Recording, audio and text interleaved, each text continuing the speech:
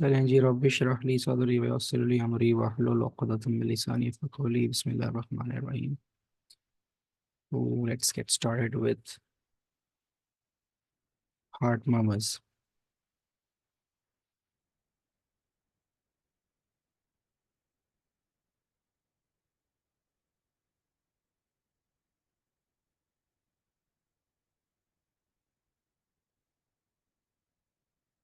अच्छा, आपको याद हो तो मैंने पिछली क्लास में ये पढ़ाया था। हमने ये पढ़ा था। ये मैंने छोड़ दिया था क्योंकि this is something related to the heart murmurs. ये हम आज देखेंगे, ये वाले ग्राफ्स।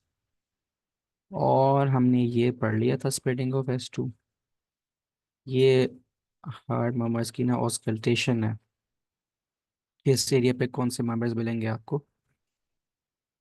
तो ये जो तीनों टॉपिक्स हैं ना, ये वाला टॉपिक और ये वाला टॉपिक, ये तीनों कनेक्टेड हैं। तो आज हम ये वाले डील इनसे डील करेंगे। So let's get started with heart murmurs. अच्छा, हार्ट मर्मर्स उसने तीन में डिवाइड किए हैं: सिस्टोलिक, डायस्टोलिक एंड तीसरी टाइप है कंटिन्यूस। सिस्टोलिक में नाम से जाहिर है, बता रहा है कि ये सिस्टली में आएगा वो। ठीक है, सिस्टली के दौरान आएगा। और डायस्टोलिक डायस्टली के दौरान आएगा। इसी तरह से कंटिन्यूस जो है वो सिस्टली के दौरान भी आएगा और डायस्टली के दौरान भी आएगा। मैं आपके साथ, आपके जो एग्ज़ाम है उसमें ऑडियो भी आ सकती है आपको। आप में से शायद कुछ लोग इस बात चीज़ से वाकिफ़ ना हो कि आप जब एग्ज़ाम जाते हैं स्टेप 1 देने, तो आपको वहाँ पे हेडफोन्स भी प्रोवाइड किए जाते हैं। तो आपको वहाँ पे हो सकता है मर्मर प्ले करके सुनना पड़े। यू वर्ल्ड के अंदर भी कुछ ऐसे सवाल आपको मिलेंगे सीवीएस के अंदर जिसके अंदर आपको मर्मर प्ले करके सुनना पड़े। तो उसकी जो ऑडियोज़ हैं वो मैं आपको इंशाल्लाह आज ग्रुप में शेयर कर दूंगा। वो आपने देखनी है ताकि आपको पता हो कि कौन सा वेलुलर डिफेक्ट, कौन सा मरमर कैसा सुनाई देता है। तो द फर्स्ट वन। अच्छा, पहले हम थोड़ी सी सिस्टली पे बात कर लेते हैं कि सिस्टोलिक मरमर में कौन कौन से मरमर आ सकते हैं। तो उसके लिए वाइट बोर्ड खोल लिया मैंने।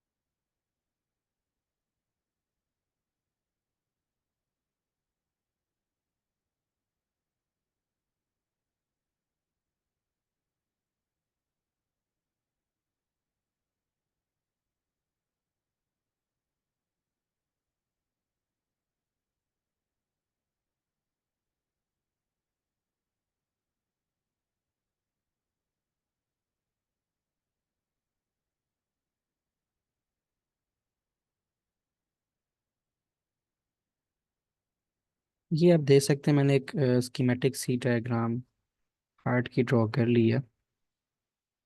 And I hope you can identify the valves. मैं यहाँ पे लेबल भी कर देता हूँ वाल्व्स कौन कौन से हैं। This is your mitral valve and this is your tricuspid valve. ठीक है, this is your pulmonic valve and this is your aortic valve। अब हमें पता है कि हम पहले, चूंकि उसने सिस्टली का जिक्र किया है, तो जब भी सिस्टली होगी द ventricles gonna contract।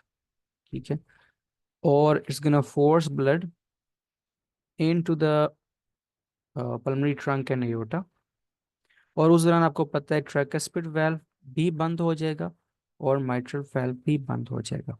ठीक है, सिस्टली के दौरान अगर due to some pathology tricuspid valve बंद ना हो या माइट्रल वाल्व बंद ना हो, तो ब्लड विल रिगर्जिटेट बैक। उसको हम कहेंगे माइट्रल रिगर्जिटेशन या ट्राइकस्पिड रिगर्जिटेशन।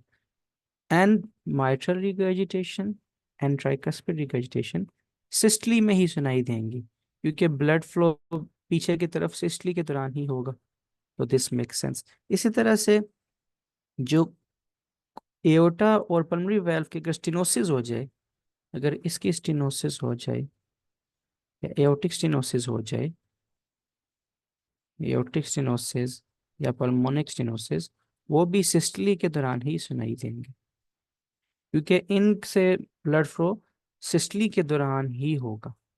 ठीक है।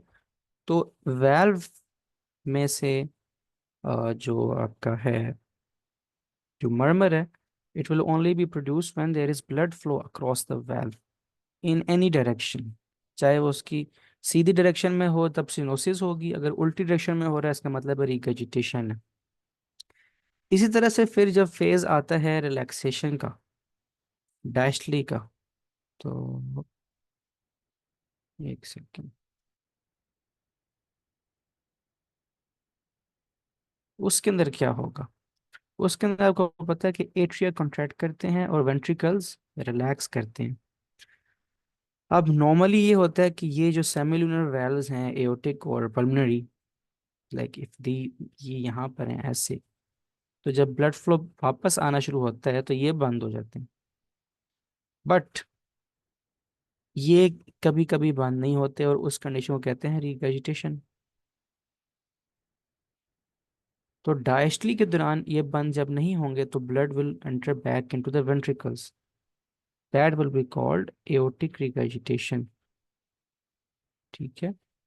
और अगर वो पल्मोनरी के अंदर हो तो वो होगी पल्मोनरी रिगर्जिटेशन। लेकिन pulmonary regurgitation is like a very rare thing, इसलिए आपकी बुक के अंदर भी आपको ये नहीं मिलेगी।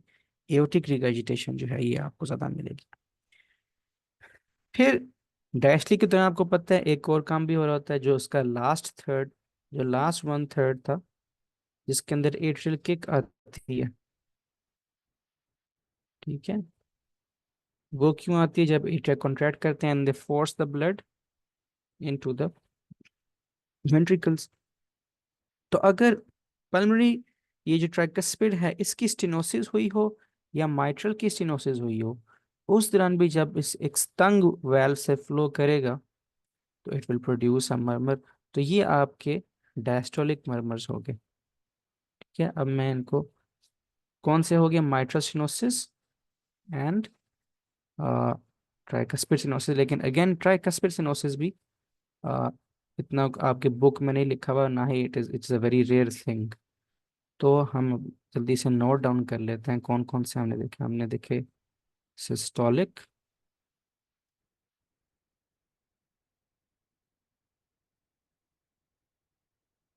हमने सिस्टोलिक मर्मर्स देखे। उसमें हमने कौन कौन से देखे? हमने देखा उसके अंदर एओर्टिक स्टेनोसिस, उसके अंदर माइट्रल रिगर्ज, ट्राइकस्पिड रिगर्ज। ठीक है। And there is one more, mitral valve prolapse. इस पे भी अभी मैं बात करता हूँ कि ये क्या चीज़ है।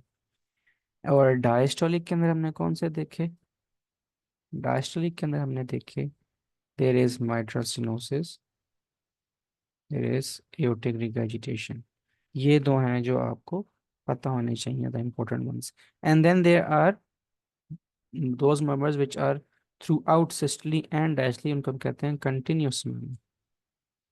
ठीक है। तो कंटिन्यूस मेंबर आपको किसके अंदर मिल जाएगा? You will get it in PDA. And yes, आपको वीएसडी भी मिल जाएगा। You will also get a murmur of VSD in systole। किसी को पोजीशन याद है VSD के murmur की? Where do we get, where to hear the VSD murmur? हमने ये डिस्कस किया था in the, when we were studying। yes, doctor Ahmed Ali, left lateral, थोड़ा और स्पेसिफिक बताएं कौन सी पोजीशन थी? इट इज द, मैं आपको दोबारा, यस डॉक्टर डॉक्टर जैनब ने सही बताया, left lower external border, left lower external border. Doctor Javeria आपने भी ठीक बताया, तो it is the left lower external border जो आपकी, दिस इज द स्टर्नम। ठीक है, this is the clavicle, these are the clavicles. तो स्टर्नम के यहाँ पर लेफ्ट लोअर एक्सटर्नल बॉर्डर, और लेफ्ट अपर एक्सटर्नल बॉर्डर पे कौन सा मर्मर सुनाई देता है?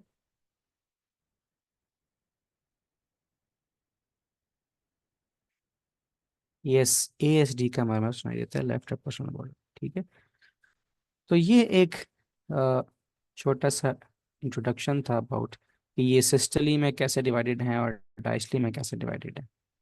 ठीक है, और अब हम एक एक करके इनको देखते जाते हैं। तो मैं यहाँ पे थोड़ी सी मॉडिफिकेशन कर लूँ, एक सेकेंड।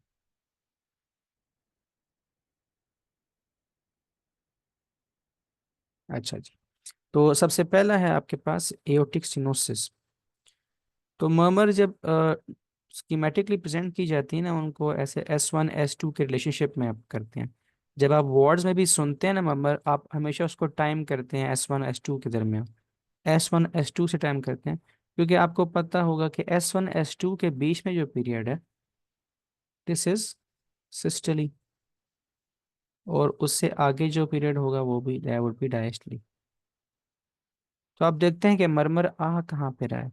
तो ये जो मरमर है एओर्टिक स्टेनोसिस का, ये आती चीज हमने देखा भी, ये सिस्टोलिक मरमर है, क्योंकि एओर्टिक उसके दौरान जो ब्लड फ्लो होगा एओर्टिक स्टेनोसिस के दौरान वो होगा सिस्टोली के अंदर। तो it has this character, it is called crescendo, decrescendo murmur. ये पहले राइज करता है, फिर फॉल करता है। तो this character is called crescendo, डीक्रीशेंडो। अब आपको जो पेशेंट इसका एग्जाम के अंदर आएगा ना, वो वेरी लाइकली, वेरी लाइकली आपको दो एज ग्रुप्स मिलेंगे। ये आप ना मेंशन कर लें, दो एज ग्रुप्स मिलेंगे। एक एज ग्रुप होंगे अराउंड 80s में, 70, 75 से 80 साल के जो लोग होंगे, इन लोगों के अंदर एओर्टिक स्टेनोसिस इसलिए आती है। अब देखना, एओर्टिक वेल्व जो है, फर्ज करें ये एओर्टिक वेल्व, इसके तीन कस्प्स हैं, 1 2 3। इन तीनों कस्प ने हमें अगर 2D में दिखाऊं आपको, तो ऐसे ही एक कस्प है। इन कस्प ने बार बार खुलना है, बंद होना है, खुलना है, और ये सारी जिंदगी होता रहेगा ऐसे। अब 70 80 साल तक जब ये होता रहता है ना, तो they undergo wear and tear, which is physiological, wear and tear. तो ये जो 70 से 80 साल के लोगों में जब ये मरमर आता है ना, it is actually due to the normal wear and tear of the valves. ये नॉर्मल वेयर एंड टेयर की वजह से आता है, नॉर्मल वेयर एंड टेयर। ठीक है, लेकिन अगर एक बंदा आए आपके पास जिसकी उम्र हो अराउंड 40s या 50s, और उसके अंदर ये मरमर आ रहा हो, एओर्टिक स्टेनोसिस का मरमर आ रहा हो, फिर आप सोचें कि इसमें कोई और वजह बनी है। उसमें वजह एक्चुअली हो सकता है, वेरी लाइकली, कि उसके अंदर बायकस्पिड एओर्टिक वाल्व हो। बायकस्पिड से मुराद उसके अंदर सिर्फ दो कस्प्स हों। अब देखें, एक काम है जो तीन लोग मिलके कर रहे हैं, और वही काम दो लोग मिलके कर रहे हैं। तो क्या ख्याल है, कौन से वाले लोग जल्दी थक जाएंगे? ये दो लोग जल्दी थक जाएंगे ना। तो this is actually the mechanism. और बायकस्पिड एओर्टिक वाल्व हमने कंजेंटल हार्ट डिजीजेस में पढ़ा था, एक डिजीज के साथ एसोसिएटेड होता है। कौन सी डिजीज थी वो? Yes doctor Sana, your very good memory. Coarctation of aorta के साथ टर्नर सिंड्रोम के अंदर there is, you will feel it can be associated with a bicuspid vertical. तो वो वाले पेशेंट्स अगर आपके पास आए, तो उनके अंदर आपको ये मिल सकता है। अदरवाइज ये आपको मिलेगा इन पेशेंट्स के अंदर जो 70 80 साल के लोग हैं, उनमें भी due to normal wear and tear. ठीक है, due to normal wear and wear. अब इसके कुछ करेक्टरिस्टिक्स हैं इस मरमर के। एक तो ये कि इट रेडिएट्स टू द कैरोटिड्स। ठीक है, कैरोटिड्स लिखा हो सकता है एग्जाम में, या इसकी जगह लिखा हो सकता है नेक, नेक लिखा हो सकता है। ठीक है, और इसके अलावा इसमें जो तीन सिम्टम्स आएंगे आपको, पेशेंट क्या कहेगा, उसका निमोनिक है सैड, SAD। सैड मतलब सिंकपी, बेहोश होगा, एंजाइना होगा उसको। ठीक है, एंड डिज्निया, डिज्निया होगा। ठीक है, तो ये this was all about aortic stenosis. अच्छा, अब मैं आपके साथ ना एक बड़ा कोर कॉन्सेप्ट शेयर करना चाहता हूँ, जो कि बहुत इम्पोर्टेंट है। Let me remove all of this.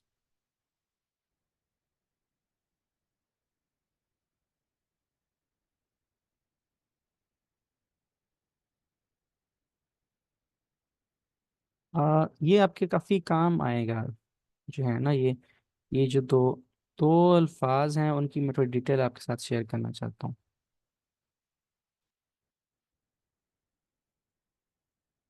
ठीक है, अच्छा, एक लफ्ज है हाइपरट्रोफी।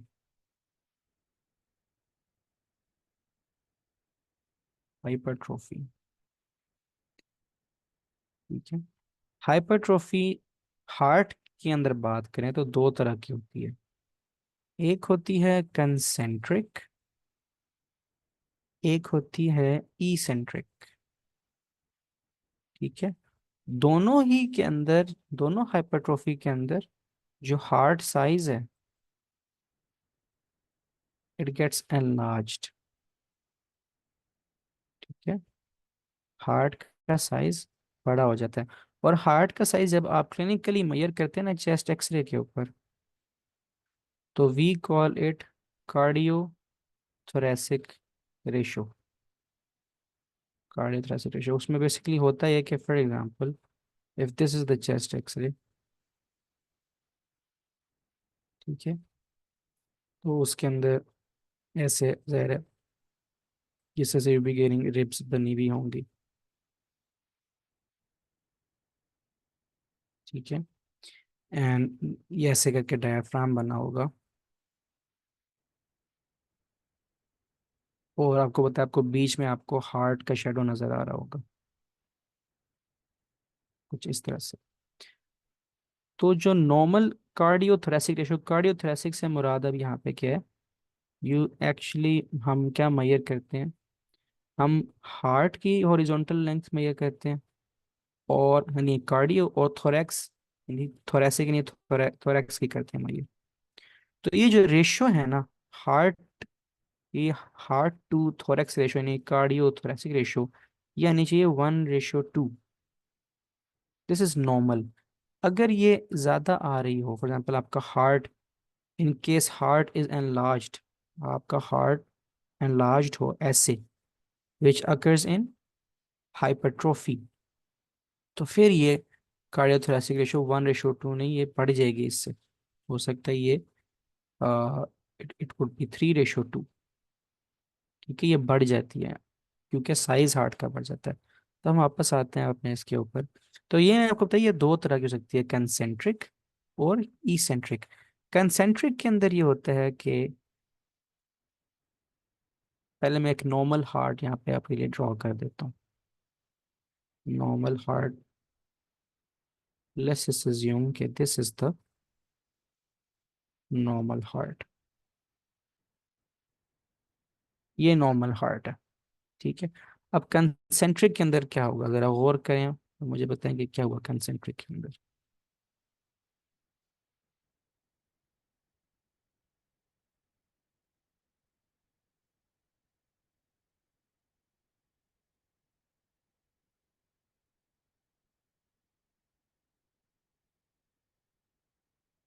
क्या फर्क नजर आ रहा है आपको, डिक्रीज लेफ्ट वेंट्रिकुलर साइज, थोड़ा सा ना, थोड़ा और स्पेसिफिक, थोड़ा और स्पेसिफिक करें इसको।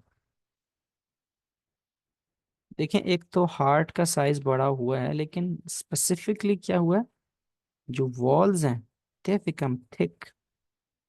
एक ये, दूसरा जो लेफ्ट वेंट्रिकुलर की कैविटी का साइज है, both of the cavities actually, the cavity size this has decreased. Cavity size decrease हो गया, heart has become non compliant. तो क्या लगता है आपको, इसमें कौन सी वाली हार्ट साउंड आएगी इस पेशेंट के अंदर? S3 आएगी या S4 आएगी? कौन सी हार्ट साउंड आएगी इस पेशेंट की? यस, इसके अंदर S4 आएगी, क्योंकि S4 आती ही नॉन कंप्लायंट हार्ट्स के अंदर है। तो आपने एक बात तो यहाँ से इन्फर कर ली। मतलब मैं इसको थोड़ा सा साफ करके लिखता हूँ। तो यहाँ पे क्या क्या आपको पॉइंट्स मिलेंगे? यहाँ आपको आपको मिलेंगे thick and wall, decreased ventricle cavity size and S4 मिलेगी आपको। ठीक है। ये कंसेंट्रिक टाइप ऑफ हाइपरट्रोफी तब होती है when there is increased pressure dynamics। जब हार्ट के अंदर प्रेशर ज्यादा होता है। प्रेशर ज्यादा कब हो सकता है? क्रॉनिक हाइपरटेंशन में हो सकता है, एओर्टिक स्टेनोसिस में हो सकता है। यस डॉक्टर सुना, एओर्टिक स्टेनोसिस। क्योंकि देखें, आप for example if this is the heart, ये हार्ट है, this is the aortic valve, और ये स्टिनोज्ड है। अब खून कहाँ निकलेगा बाहर? खून जब बाहर नहीं निकलेगा, इट विल बी ट्रैप्ड। उससे क्या होगा? प्रेशर पड़ेगा। इसी तरह से एओर्टिक स्टेनोसिस के अंदर हो सकता है। देन हाइपरट्रोफिक कार्डियोमायोपैथी में हो सकता है। ये हम आगे डिस्कस करेंगे पैथोलॉजी सेक्शन के अंदर। ठीक है। तो ये सब होगा कंसेंट्रिक हाइपरट्रोफी के अंदर। अब हम बात करते हैं इसेंट्रिक हाइपरट्रोफी की, कि इसके अंदर क्या होता है। तो let me draw it for you.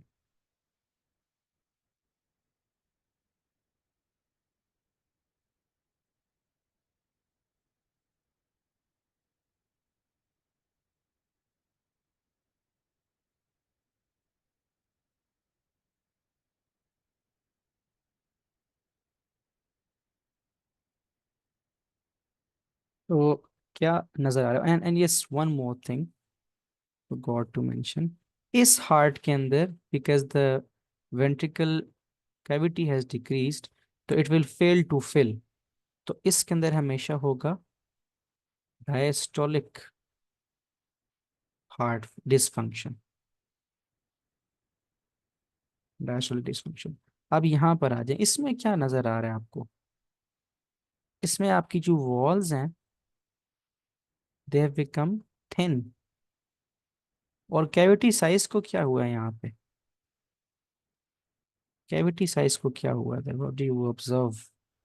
What happened to the ventricle cavity size? Yes, ventricle cavity size increase कर गई है, बढ़ गई है।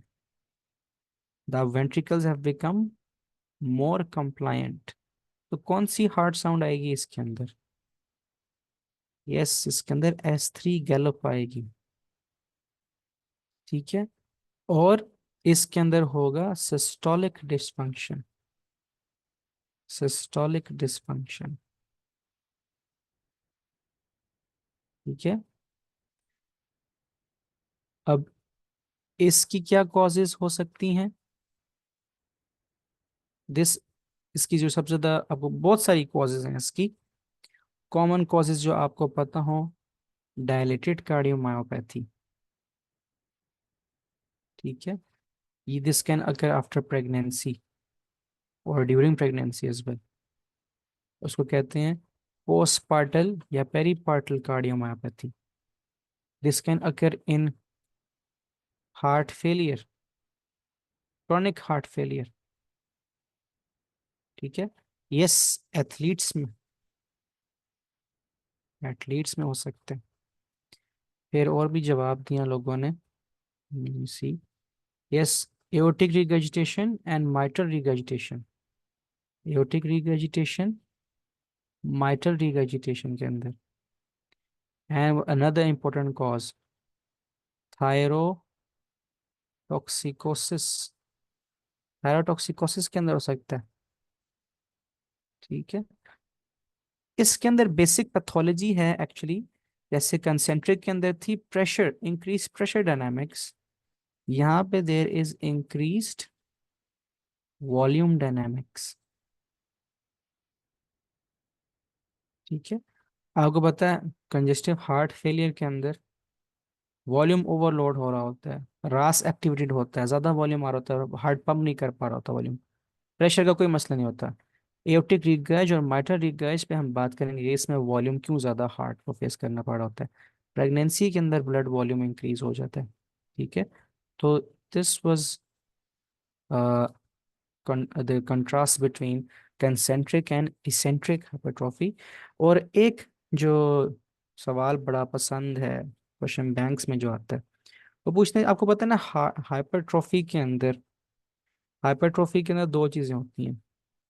एक तो सेल नंबर इंक्रीज होगा और सेल साइज भी इंक्रीज होगा।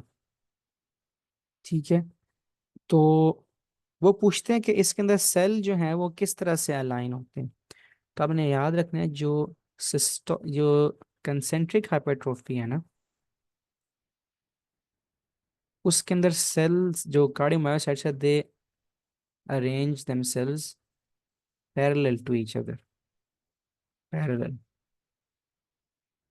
ठीक है। पैरेलल होने से क्या होता है, थिकनेस बढ़ती है। जबकि इसेंट्रिक के अंदर दे अरेंज देमसेल्व्स इन सीरीज। ठीक है। तो ये आपने इसके अंदर क्या, इसके अंदर पैरेलल और इसके अंदर सीरीज। तो ये दोनों की जो है अरेंजमेंट का फर्क है, जो आपको पता होना चाहिए। ठीक है। तो हमने अभी तक बात कर ली है, हमने जो अपना पहला मर्मर है एओर्टिक स्टेनोसिस का, वो हमने पढ़ लिया। अच्छा, एओर्टिक स्टेनोसिस के साथ ना कुछ चीज़ें एसोसिएटेड हैं।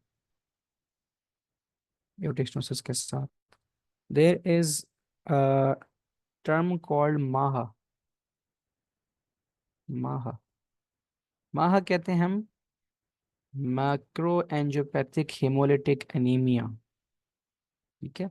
बेसिकली होता ही है कि आपको बताया ना कि ये एओर्टिक वाल्व है, ये आगे से स्टिनोज्ड है, तो ब्लड जो है, और यहाँ पे प्रेशर ज्यादा वेंट्रिकल के अंदर, तो अंडर ग्रेट प्रेशर जब ब्लड फ्लो करता है स्टिनोज वाल्व के थ्रू, तो आरबीसीज जो हैं दे गेट डैमेज्ड।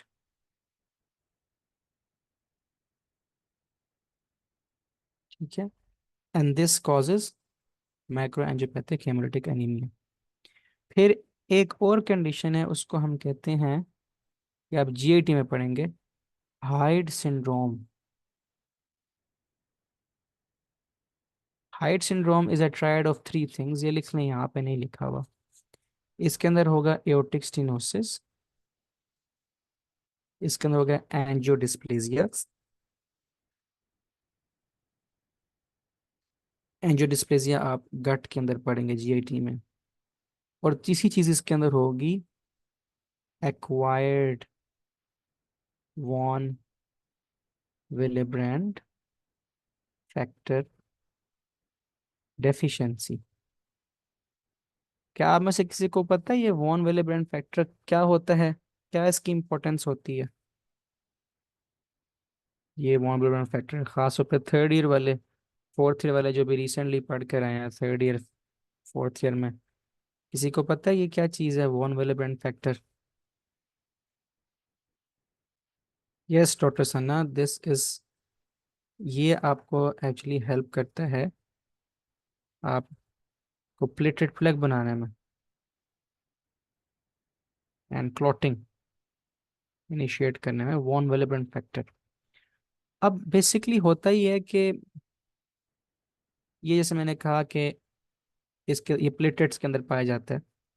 तो जब स्टिनोज वेल्व से गुजरते हैं ना प्लेटलेट्स, एंड ये वॉन विलेब्रेंट फैक्टर भी गुजरता है। वॉन विलेब्रेंट फैक्टर को अगर आप देखें ना, तो ये एक्चुअली ये ना पॉलीमर फॉर्म में प्रेजेंट होता है ऐसे। ठीक है। ये इसके जो सब यूनिट्स होते हैं ना वॉन विलेब्रेंट फैक्टर के, ये आपस में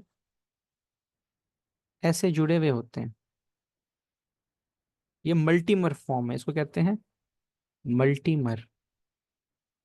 जब ये गुजरती है ना प्रोटीन ऐसे मल्टीमर यहां से गुजरता है जब, तो इट इज ब्रोकन डाउन, ये टूट जाता है छोटे छोटे हिस्सों में। ठीक है? तो इट ब्रेक्स डाउन। ठीक है। अब जब मल्टी जो इसकी मल्टीमर फॉर्म होती है ना, this cannot be, can't be broken down, या आप कह लें डाइजेस्टेड, डाइजेस्टेड बाय एंजाइम्स। लेकिन जब एओर्टिक स्टेनोसिस की वजह से ये टूट जाता है, then this is easily destroyed by enzymes. तो उसकी वजह से क्या हो जाता है, इसकी डेफिशिएंसी हो जाती है। तो हाइट सिंड्रोम में क्या होगा, एओर्टिक स्टेनोसिस की वजह से acquired von Willebrand deficiency and angiodysplasias of the gut. ठीक है। एंजियोडिस्प्लेजिया के अंदर बेसिकली ब्लीडिंग हो रही होती है गट से, ब्लीडिंग फ्रॉम गट। तो ये है हाइट सिंड्रोम जो आपने याद रखना है। तो this was everything about aortic stenosis. अब हम चलते हैं अपने नेक्स्ट मर्मर के ऊपर। हमारा नेक्स्ट मर्मर है माइट्रल एंड ट्राइकस्पिड रिगर्जिटेशन। तो अगेन हम ड्रॉ करते हैं अपना S1 S2, S1 S2, and क्या होगा यहाँ पे, आप ऑब्जर्व करें।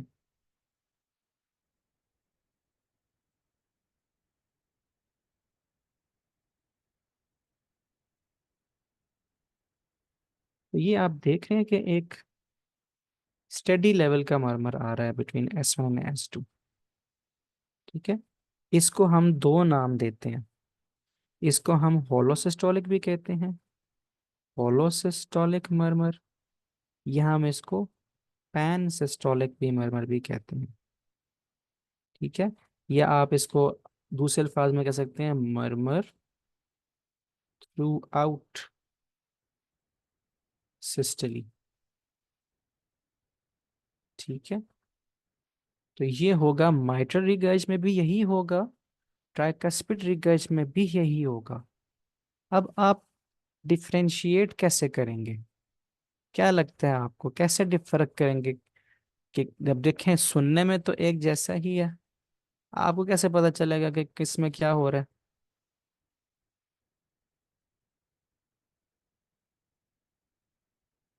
तो आप दो चीजों से डिफरेंशिएट करेंगे। यस, डॉक्टर सना ने एक फैक्टर बता दिया, एक है एरिया, दूसरा मैं आपको समझाता हूँ अब, दूसरा मैं आपको अब समझाता हूँ, एक second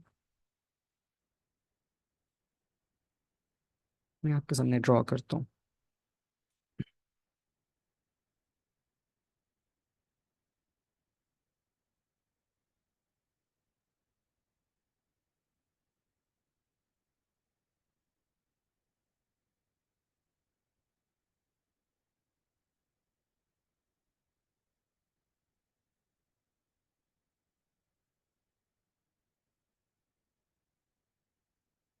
S1 S2, S1 S2।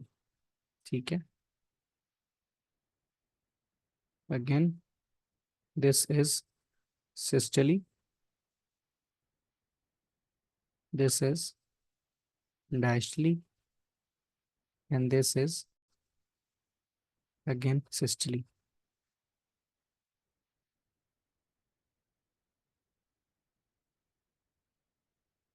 This is expiration.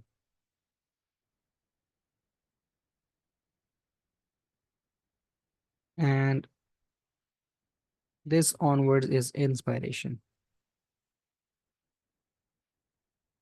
ठीक है। एंड अब हम मर्मर ड्रॉ करते हैं।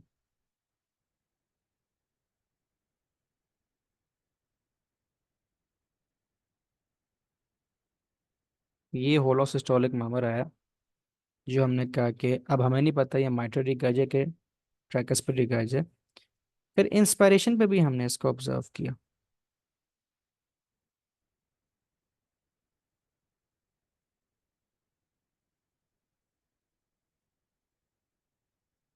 तो अगर एक होलोसिस्टोलिक मर्मर, आप देखें इंस्पायरेशन पे ज्यादा हो गया, ये बढ़ गया, तो if a holosystolic murmur increases in intensity during inspiration,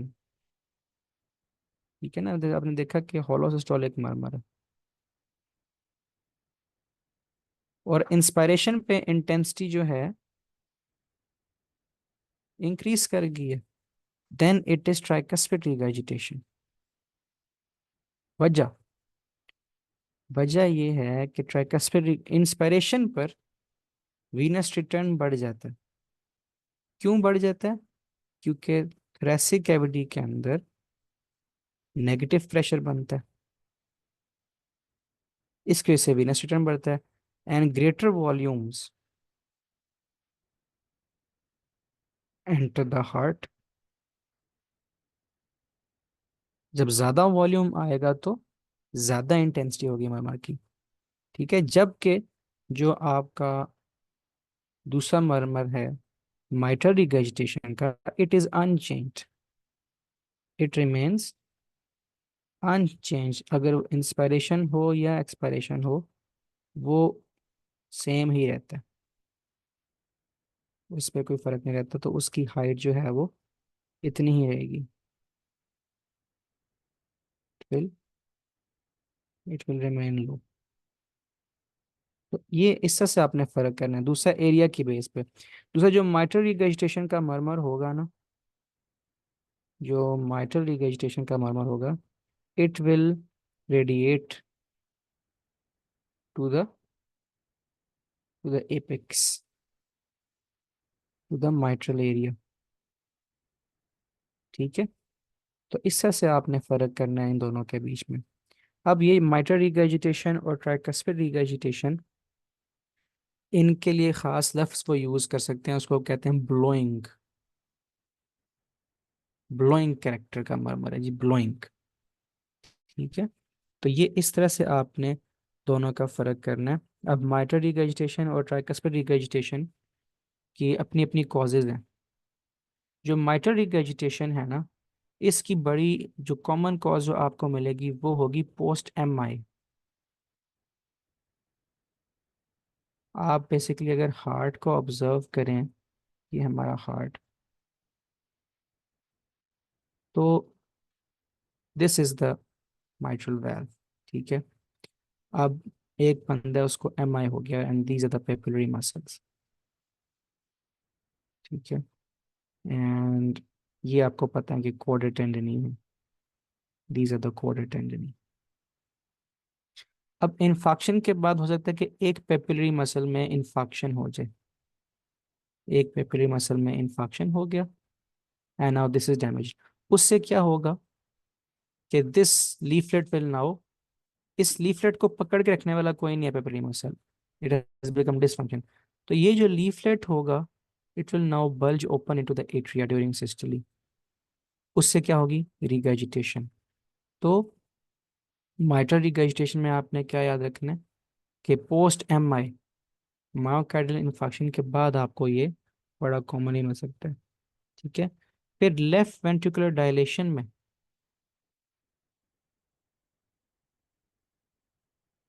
left ventricular dilation में उसमें बेसिकली क्या होता है कि आप देखें,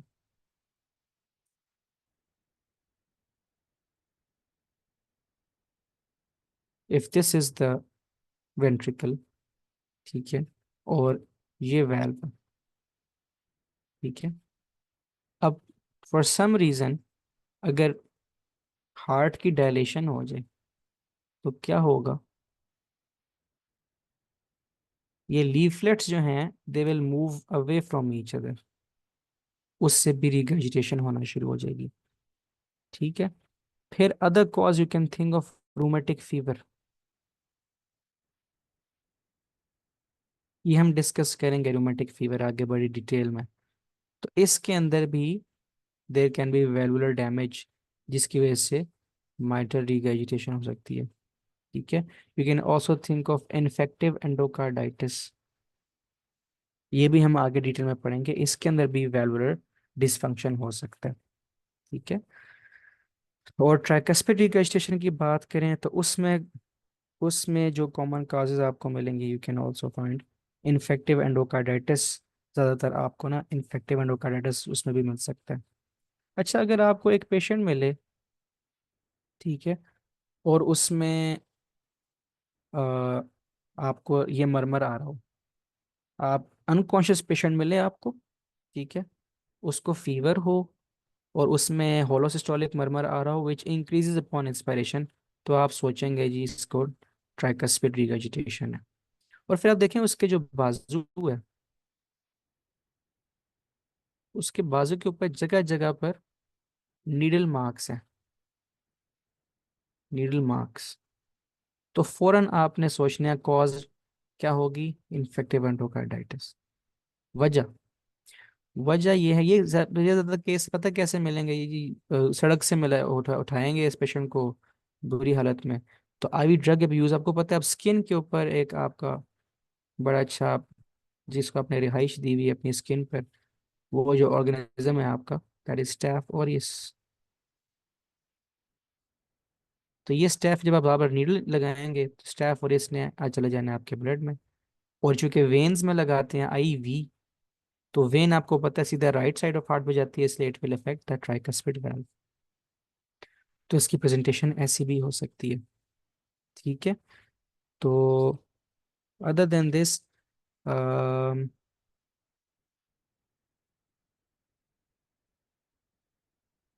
एक और मैं आपको बढ़िया इंपॉर्टेंट चीज बताना चाहता हूँ, जो मैं एओर्टिक स्टेनोसिस के बारे में बताना चाह रहा था आपको। Let me see if I have the picture, एक सेकेंड, कि आप ग्रॉसली कैसे डिफरेंशिएट करते हैं कि aortic stenosis wear and tear की वजह से है, या फिर aortic stenosis can also be result of chronic rheumatic heart disease, उसकी वजह से भी हो सकता है। तो let me share, wait a minute.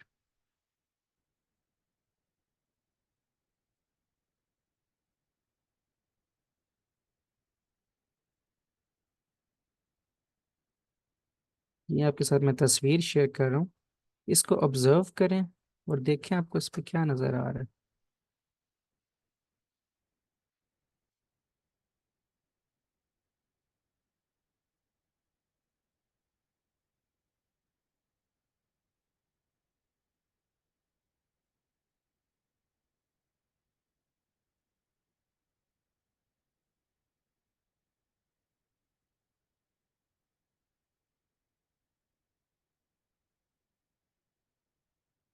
ये देखें, ये बड़ा इंपॉर्टेंट कॉन्सेप्ट है। अब ये डीजेनेरेटिव कैल्सिफिकेशन सिनोसिस है एल्डरली पेशेंट 70 ईयर्स प्लस का, ठीक है। ये भी मिडिल एज एडल्ट है, इसमें बाइकस्पिड एओर्टिक सिनोसिस है। फिर ये एक मिडिल एज मैन है, ये सारी एओर्टिक स्टेनोसिस की एग्जांपल्स हैं, ठीक है। ये एक मैन है middle aged rheumatic aortic stenosis के साथ, इसको बार बार रूमेटिक फीवर हो रही है जिसकी वजह से इसको एओर्टिक स्टेनोसिस हो गई है। अब देखें, इस इस वेल्व के अंदर और इस वेल्व के अंदर क्या डिफरेंस नजर आ रहा है आपको।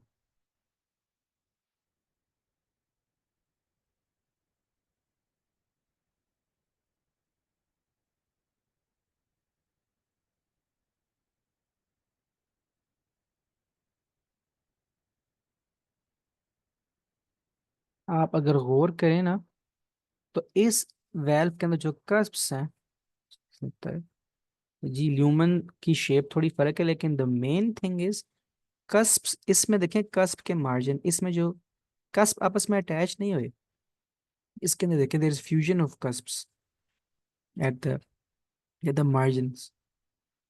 तो ये जो फ्यूजन ऑफ कस्प्स है, ये अगर नजर आ रही हो तो then the cause is rheumatic, और अगर फ्यूजन नहीं है then the cause is degenerative. तो ये आपने जो है ना फर्क, ये बड़ा इंपॉर्टेंट फर्क है, ये आपने याद रखना है इसमें। ये यू वर्ल्ड के अंदर अक्सर वो पूछ सकते हैं, पूछ लेते हैं हम कि वेयर एंड टेयर में आपको क्या होगा, आपको there would be no fusion at the of the commissures at the angles. और एक और इसमें चीज, इसमें ना को एग्जिस्टिंग, क्योंकि जब रूमेटिक फीवर होता है वो माइट्रल वाल्व को भी इन्वॉल्व करता है, एओर्टिक को भी। तो को एग्जिस्टिंग माइट्रल वाल्व पैथोलॉजी भी होगी, माइट्रल वाल्व की इन्वॉल्वमेंट भी होगी। तो ये दोनों आपने बातें याद रखनी है इसके अंदर, ठीक है। ये फर्स्ट एड पे मेंशन नहीं है, ये आप नोट डाउन कर लें। तो हम फिर वापस चलते हैं अपने नेक्स्ट मर्मा की तरफ।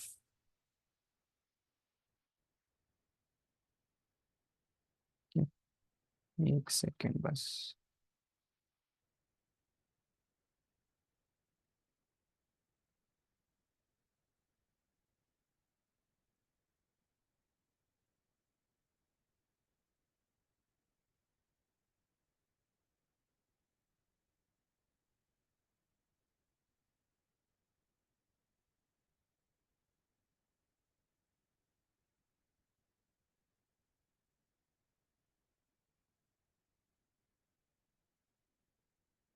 अच्छा जी, नेक्स्ट हम नेक्स्ट मर्मा की तरफ चलते हैं। नेक्स्ट मर्मर है हमारा माइट्रल वाल्व प्रोलैप्स। प्रोलैप्स के अंदर क्या होता है, पहले तो ये देख लेते हैं प्रोलैप्स में क्या होता है। आपको मैंने बताया ना, जब कॉन्ट्रैक्शन होती है तो ये जो पेपररी मसल्स हैं they pull the quadrate tendon, they pull the cusps towards the ventricle. उसकी वजह क्या होती है, ताकि ये जो जो cusps हैं ये ऑपोजिट डायरेक्शन में ना ओपन हो जाए, ठीक है, ऑपोजिट डायरेक्शन में ना ओपन हो जाए। अगर ये ऑपोजिट डायरेक्शन के अंदर ओपन होना शुरू हो जाए तो इसको, और ये बल्ज करना शुरू हो जाए, बल्ज करके ऑपोजिट डायरेक्शन में खुलना शुरू हो जाए, खुलना शुरू हो जाए, तो इसको हम कहेंगे माइट्रल वाल्व प्रोलैप्स। क्या कहेंगे इसको हम, इसको हम कहेंगे माइट्रल वाल्व प्रोलैप्स। इसमें जो करेक्टरिस्टिक होगा, बहुत ज़्यादा कॉमनली टेस्टेड नहीं है, लेकिन आपको पता होना चाहिए। तो इसके अंदर अगेन चूंकि सिस्टोलिक मर्मर है, तो आप ड्रॉ करेंगे कैसे इसमें नजर आएगा, S1 S2। ये अब आपको पता है कि दिस इज सिस्टली। तो इसके अंदर क्या होगा, first you will hear a click, you will hear a click. इसको हम कहते हैं mid systolic click, mid systolic click. और क्लिक के बाद you will get a crescendo murmur,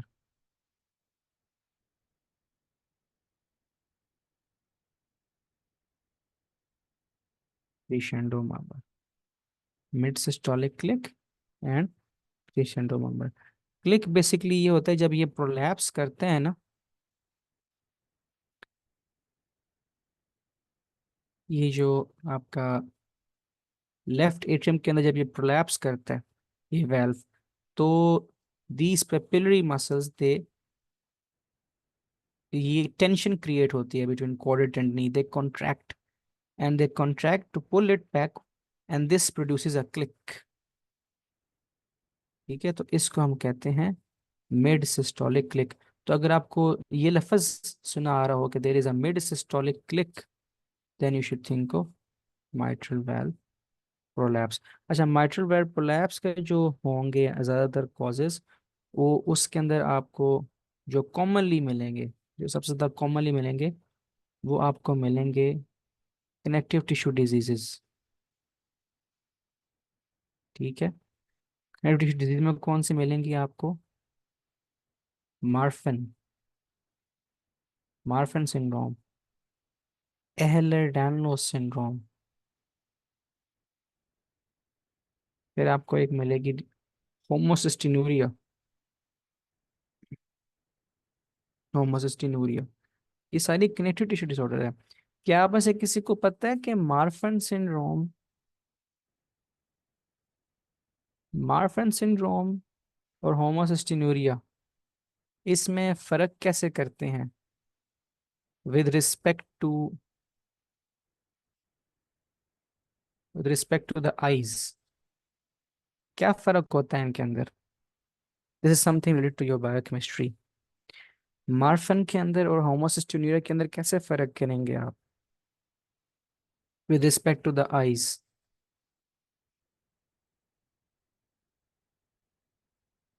lens, lens prolapse तो नहीं, यू कैन के एक्टोपिया लेंटिस।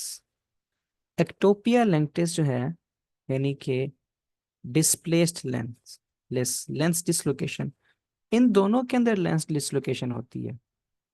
इसके अंदर भी होगी, इसके अंदर भी होगी, लेकिन द डिफरेंस इज, इसके अंदर जो लेंस डिसलोकेशन होगी ना, it will be up and out. Marfan के अंदर, होमोसिस्टोरिया के अंदर क्या हो, कैसे होगी? It will be down and in. तो ये आपने फर्क याद रखने। तो माइट्रल वेनर प्रोलैप्स की ये वजह हो सकती है। बाकी अदर देन दिस क्या कॉजेज हो सकती है? सबसे ज्यादा कॉमन कॉज जो आपको टेस्ट की जाएगी एग्जाम में, वो तो मैंने आपको बता दी है, लेकिन इसके अलावा भी कॉजेज हैं। रूमेटिक फीवर में हो सकता है। ठीक है, कोर्डनी जो आप ज़ाहिर है उसमें भी डैमेज होता है, कोर्ड जो आपकी वैल्व है उसको डैमेज हो सकता है, उसके अंदर हो सकता है। फिर ये जो कनेक्टिव टिश्यू डिजीज थी वे मैंने आपको बता दी है, and you can get it in कोडी रप्चर। तो यही वो ज़्यादातर कॉजेज हैं जिनके अंदर आपको you can get mitral well prolapse. फिर हम अपने लास्ट सिस्टोलिक मामा की तरफ चलते हैं, विच इज़ फेयरली सिंपल, जिसको हम कहते हैं V S D. V S D, ventricular septal defect.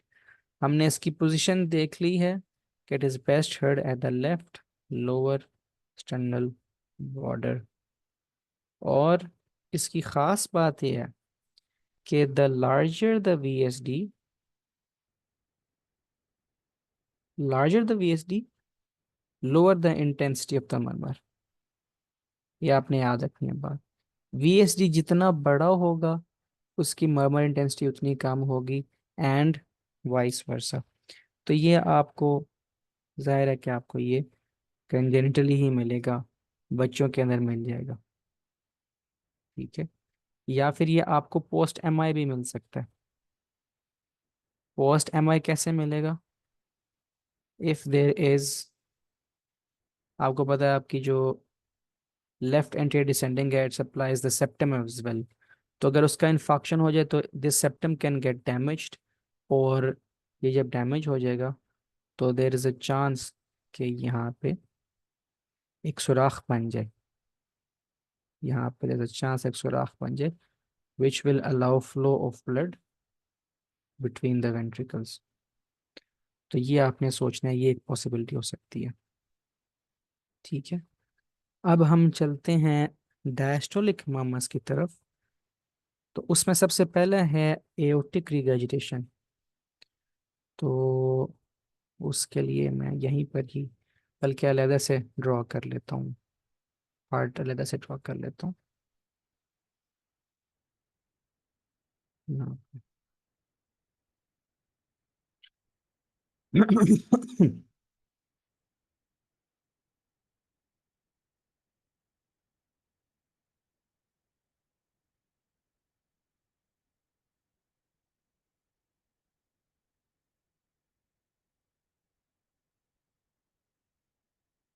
मैं सिर्फ left side of the heart draw करूँ। दिस इज फॉर एग्जांपल ये aorta and this is the aortic valve, and this is the tricuspid valve. ठीक है। अब diastole के दौरान हम सबको बहुत अच्छे से पता है कि ब्लड ने वापस आना है, and blood will force close this, इसने इसको बंद कर देना है, ऐसे। ठीक है। उससे क्या होता है, उससे जो आपका डायस्टलिक प्रेशर है ना, आपको पता है ना, मैंने आपको एक चीज बताई थी, डायक्रोटिक नॉच। मैंने आपको ये कहा था कि जब सिस्टली हो जाती है, ऐसे वो प्रेशर राइज कर रहा था एओर्टा का, and then it starts to fall, क्योंकि ब्लड वापस आना शुरू हो जाता है, वापस आना शुरू हो जाता है। लेकिन चूंकि ये वेल्व फंक्शन है, तो ये वेल्व क्लोज हो जाते हैं, और ये जो प्रेशर है ये थोड़ा सा एक नॉच बना देता है, and then it falls slowly and is rises again. ठीक है। तो ये dicrotic notch, it is thanks to the functioning aortic valve. Aortic regurgitation के अंदर दिस इज एब्सेंट। उसके अंदर फिर पता क्या होगा, उसके अंदर प्रेशर ऐसे राइज करेगा और फिर धड़म से फॉल करेगा। तो जो डायस्टोलिक प्रेशर होगा इसके अंदर, diastolic pressure, it will be very low, और उससे ऑटोमेटिकली आपका जो पल्स प्रेशर है वो बहुत ज़्यादा इंक्रीज हो जाएगा। तो आपने याद रखना कि पल्स प्रेशर इसके अंदर।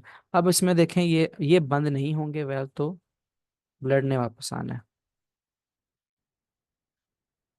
अब हार्ट पे ज़्यादा वॉल्यूम आ गया ब्लड का, तो इसमें क्या होगा, there will be volume, high volume dynamics.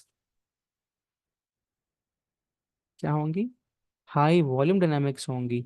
तो क्या लगता है आपको कि इसमें कौन सी टाइप की हाइपरट्रॉफी होगी, किस टाइप की हाइपरट्रॉफी होगी एओर्टिक रिगर्जिटेशन के पेशेंट के अंदर?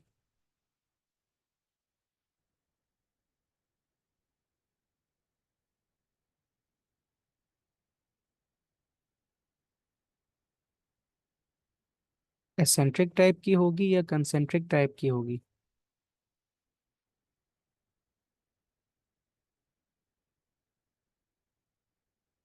इसके अंदर एसेंट्रिक टाइप की हाइपरट्रॉफी होगी।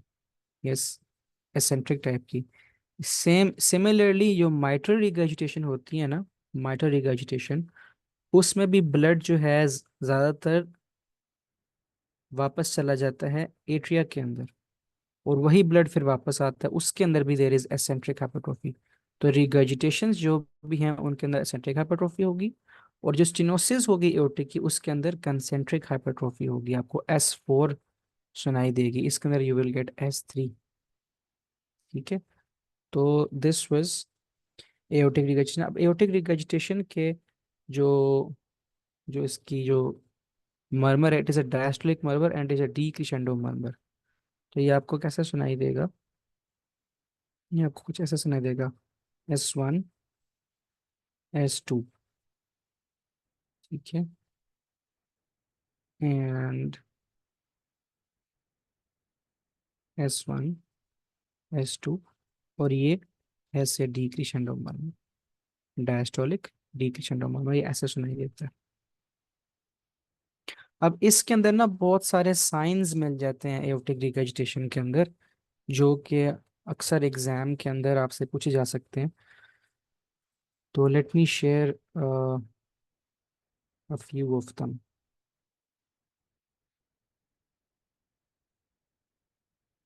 जो कॉमनली आपसे पूछे जाते हैं ना, वो मैं आपके साथ शेयर कर देता हूँ।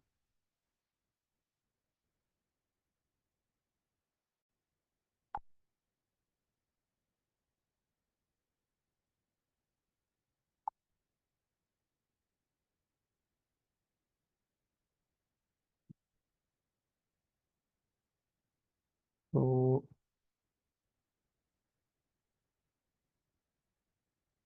ये वो सारे साइंस हैं जो आपको मिलेंगे। अब इस आपको आने कौन कौन से चाहिए जो इम्पोर्टेंट वाले हैं, ये de Musset sign, to and fro head bobbing, de Musset sign. अब ये मैं आपको दिखाता हूँ वीडियो के ऊपर।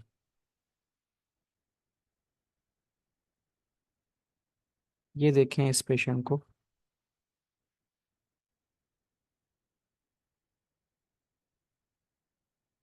तो लेकिन आप ऑब्जर्व कर सकते हैं इसका जो सर है वो हर पल्स के साथ हिलता है, तो this is de Musset sign. This is seen in aortic regurgitation, इसको हेड बॉबिंग भी कहते हैं, हेड बॉबिंग। ठीक है।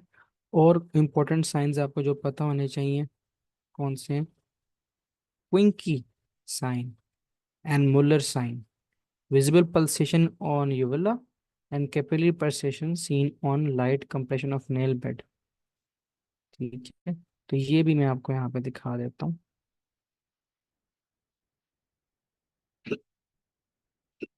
ये देखें, इसके नेल बेड देखें, पल्सेट कर रहे हैं। ठीक है, तो this is seen in aortic relaxation. And the last one जिसमें यूवुला पल्सेट कर रहा है, तो ये दिस इसका यूवुला पल्सेट कर रहा है, this is also seen in aortic regurgitation.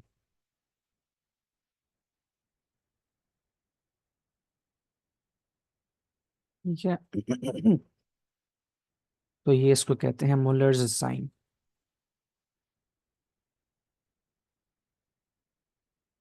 तो ये आपको साइंस पता होने चाहिए, आपको ये टेस्ट किए जा सकते हैं इन द एग्जाम।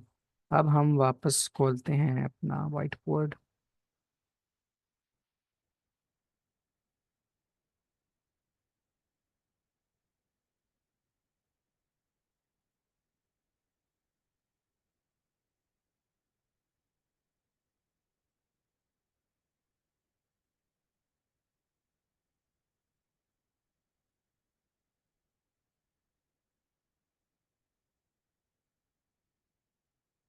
फिर इसमें एक और, बल्कि आपको चीज़ बताना भूल गया, इसमें एक मिलती है आपको water hammer pulse. Water hammer pulse पता क्या होती है?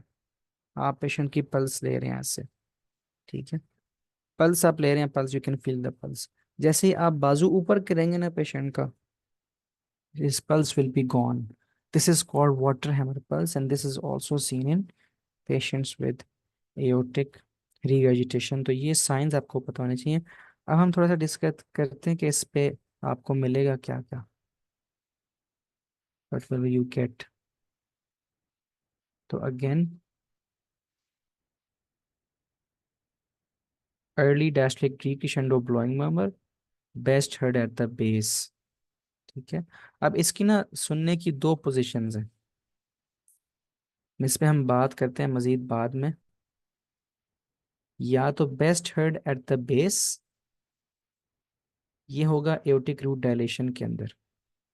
अभी हम इस पर बात करते हैं कि एओर्टिक रूट डायलेशन किन कंडीशन में होती है। और it will be heard on left sternal border if it is due to valvular pathology.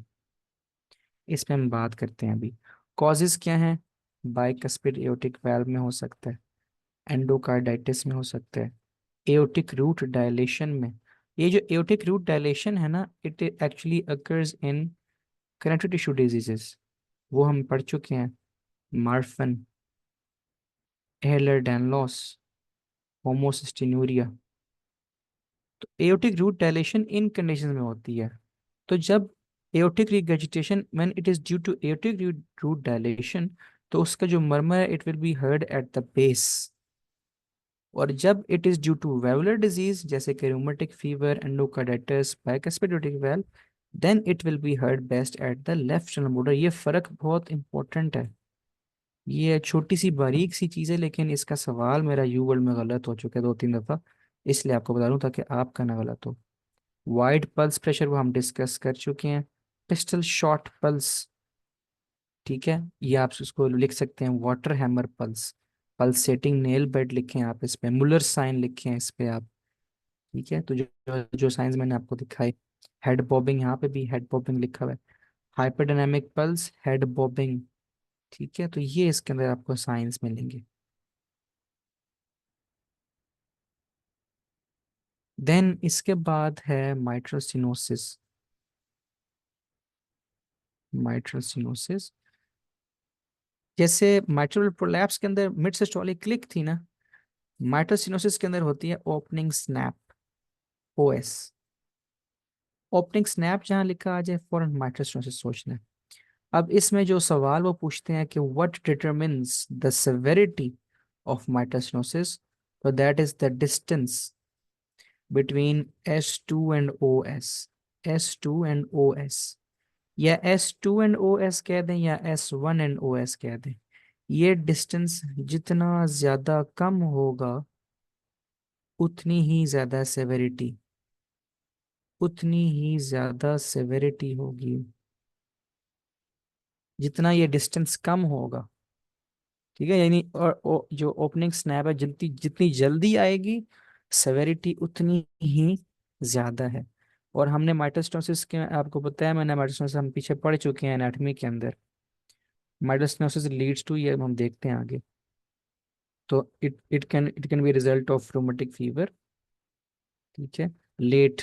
लेकिन क्रॉनिक एमएस से क्या होगा, जब माइटोस्टिनोसिस हो जाएगी, मतलब if this is the left atrium और आगे से जो माइटल वेब स्टिनोज्ड है, तो ब्लड यहाँ पे पूल होगा एंड इट विल डायलेट। तो उससे क्या हो जाएगी ये, लेकिन ये क्रॉनिक एमएस में होगा, याद रखना है डायलेशन क्रॉनिक एमएस में। लेफ्ट एट्रियल डायलेशन हो जाएगी, पल्मोनरी कंजेशन होगी, एट्रियल फिब्रिलेशन होगी, ऑर्टनर सिंड्रोम होगा। हमने ये पढ़ा था ऑर्टनर सिंड्रोम में क्या क्या होता है। देयर इज डिस्फेजिया, डिस्फेगिया होगा पेशेंट को, पेशेंट को हॉर्सनेस होगी, हॉर्सनेस ऑफ वॉइस, ये पेशेंट को अंदर सिम्टम्स आ रहे हैं। हिमोप्टिसिस होगी पेशेंट को, ठीक है। और चूंकि जब ये लेफ्ट साइड पे पूलिंग होगी ब्लड की, that will lead to pulmonary congestion and that will lead to right side heart failure, ठीक है। तो दिस वाज अबाउट माइटोसिस, ये इसके अंदर इंपॉर्टेंट बातें जो आपको पता होनी चाहिए, ठीक है। ओपनिंग स्नैप क्यों आती है, due to abrupt halt in leaflet motion in diastole after rapid opening. ये डैशलिक फेज है ना, ठीक है। अब माइटोसिनोसिस के अंदर बेसिकली जो प्रेशर है लेफ्ट एट्रियम का, वो लेफ्ट वेंट्रिकल से ज्यादा होता है। प्रेशर बोल मतलब लेफ्ट वेंट्रिकल से ज्यादा हो सकता है, जैसे यहाँ लिखा हुआ है left atrial pressure greater than left ventricle pressure during diastole. तो इससे क्या होता है, ये it force force opens the valve, mitral stenosis का वाल्व को ओपन करता है and that produces this opening snap, ठीक है। और ये जितनी जल्दी आएगी इसका मतलब है कि जो प्रेशर डिफरेंस है उतना ही ज्यादा है, इसका मतलब है कि सेवेरिटी उतनी ही ज्यादा है, ठीक है। फिर आपने ये बात याद रखनी है कि माइटल सिनोसिस अगर क्रॉनिक हो, जैसे यहाँ पे क्रॉनिक हो, तो it will lead to left atrial dilation, ठीक है। लेकिन अगर ये एक्यूट हो जाए then it will lead to pulmonary edema,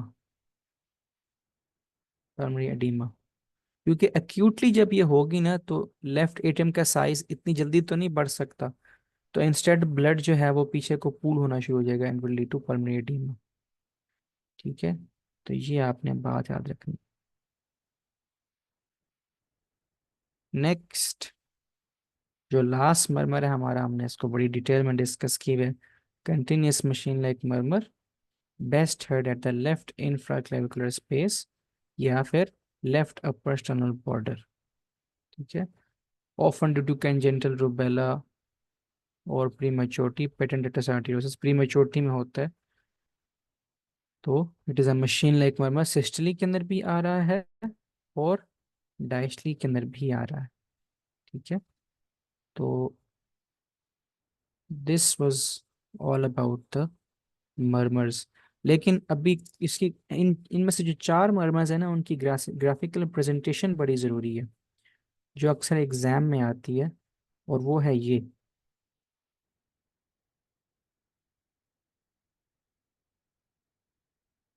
तो इसमें आप देखें सबसे पहले उसने दी है एओर्टिक सिनोसिस की। एओर्टिक सिनोसिस के अंदर एक तो देखें, ये again this is the end diastolic volume, and systolic volume, and systolic volume इसका ज्यादा है। क्यों? क्योंकि ब्लड बाहर जा ही नहीं रहा एओर्टा के थ्रू, क्योंकि एओर्टा आगे से स्टिनोज्ड है। इससे इसका जो स्ट्रोक वॉल्यूम है इट इज डिक्रीज्ड, जैसे यहाँ पे दिखाया है, stroke volume is decreased. No change in end diastolic volume, बाकी देयर इज वेंट्रिकुलर हाइपरट्रोफी। और ये कौन सी टाइप की हाइपरट्रोफी होगी? What type of hypertrophy will it be? Concentric होगी कि एसेंट्रिक होगी? यस, कंसेंट्रिक हाइपरट्रोफी होगी, जिसकी वजह से इसको, इसकी जो वेंट्रिकल कंप्लायंस है वो भी डिक्रीज होगी। ठीक है। और इसमें जब फर्क आपने पता है कैसे करना है, नॉर्मल, पहले इससे पहले नॉर्मल कर्व आपको एक दफा दोबारा दिखा देता हूँ। वॉल्यूम प्रेशर लूप तो बड़ा वाज़ेह है आपको कि उसकी हाइट ज्यादा हो जाएगी। क्यों? क्योंकि प्रेशर बहुत ज्यादा है वेंट्रिकल के अंदर। तो अगेन उसका प्रेशर देखें कहाँ तक जा रहा है, और ये स्ट्रोक वॉल्यूम कम हो जाएगा। तो ये तो चलो समझ में आ गई बात। यहां पर भी देखें प्रेशर डिफरेंस, लेफ्ट वेंट्रिकल का प्रेशर होना तो ये चाहिए था कि ये प्रेशर ऐसे बराबर रहता, लेकिन ये प्रेशर ऊपर जा रहा है एओर्टा के प्रेशर से। Left ventricle pressure is greater than aortic pressure. तो जब वो पूछते हैं ना आपको कि what determines the severity of aortic stenosis, तो severity of aortic stenosis is determined by the pressure difference between aorta and ventricles, या प्रेशर ग्रेडियंट या प्रेशर ग्रेडियंट। तो ये जो फासला है, ये जितना ज्यादा होगा उतनी ही सेवेरिटी होगी aortic stenosis की।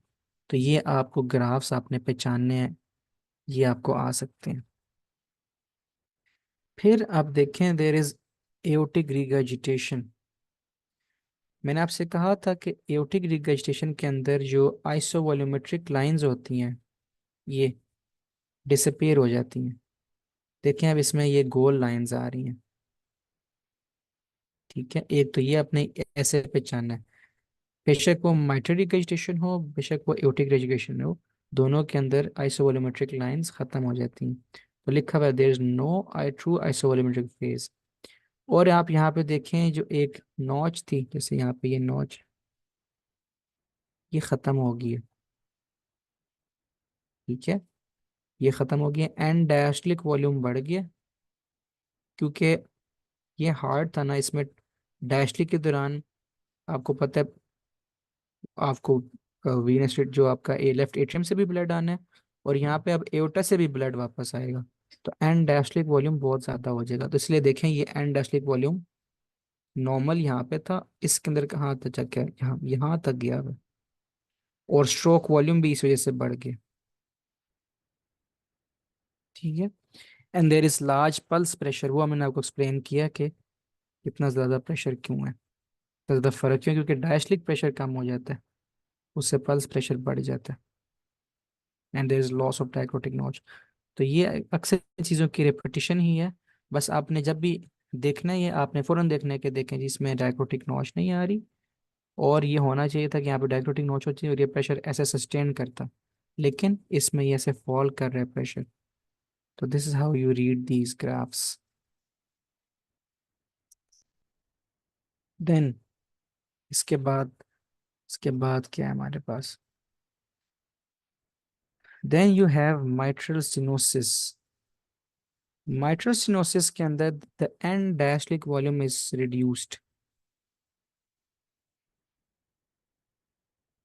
क्योंकि डायस्टोलिक के दौरान माइट्रल वेल्व के थ्रू जो आना था ब्लड एट्रिया से, वो आ ही नहीं रहा। ठीक है, and diastolic volume there it is decreased, impaired ventricle filling. ठीक है, एंड सिस्टोलिक वॉल्यूम भी इसमें डिक्रीज होगा। ये देखें इसमें बड़ा स्लाइटली डिक्रीज हुआ है। एंड स्ट्रोक वॉल्यूम भी डिक्रीज होगा, because you know the stroke volume is difference between and diastolic and systolic, तो स्ट्रोक वॉल्यूम भी डिक्रीज होगा। यहाँ पे आपको क्या नजर आएगा, ये देखें ये कर्व चल रही थी लेफ्ट एट्रियल प्रेशर की, यहाँ पे ये देखें कितनी ऊंची आ रही है। तो यहाँ पे ये actually this is systole, this is diastole. तो डायस्टली के दौरान जो लेफ्ट एट्रियम का प्रेशर है it is greater than left ventricular pressure, जो हमने पीछे डिस्कस किया है। तो ये देखें ये लेफ्ट एट्रियम की प्रेशर कर्व है, और ये वेंट्रिकल की, तो ये कितना वाज़ेह फर्क है इन दोनों के बीच में। ठीक है, तो ये आपको इस बात का नजर हो। हाँ, एक चीज मैं ऊपर बताना भूल गया, एओर्टिक रिगर्जिटेशन के अंदर मरमर इंटेंसिटी के बारे में बताना भूल गया आपको, कि मरमर की इंटेंसिटी सबसे ज्यादा एओर्टिक रिगर्जिटेशन में कब होगी? जब प्रेशर डिफरेंस सबसे ज्यादा होगा। ठीक है, प्रेशर डिफरेंस, बल्कि वेट, मैं इसको थोड़ा सा और देखूं, अगर एओर्टिक सिनोसिस में, नहीं नहीं, तो ये देखें आप, वेंट्रिकल, ये वेंट्रिकल की प्रेशर कर्व है, ये एओर्टा की। इन दोनों के बीच में जब प्रेशर डिफरेंस सबसे ज्यादा इस पॉइंट पर आ रहा है, यहाँ पर, यहाँ पे एओर्टा का प्रेशर ये है, वेंट्रिकल का प्रेशर ये है, तो दिस एट दिस पॉइंट जो मर्मर इंटेंसिटी है इट विल बी ग्रेटेस्ट। ये आप लिख लें, ये यू वर्ल्ड की चीज है। ठीक है, तो at this point somewhere over here,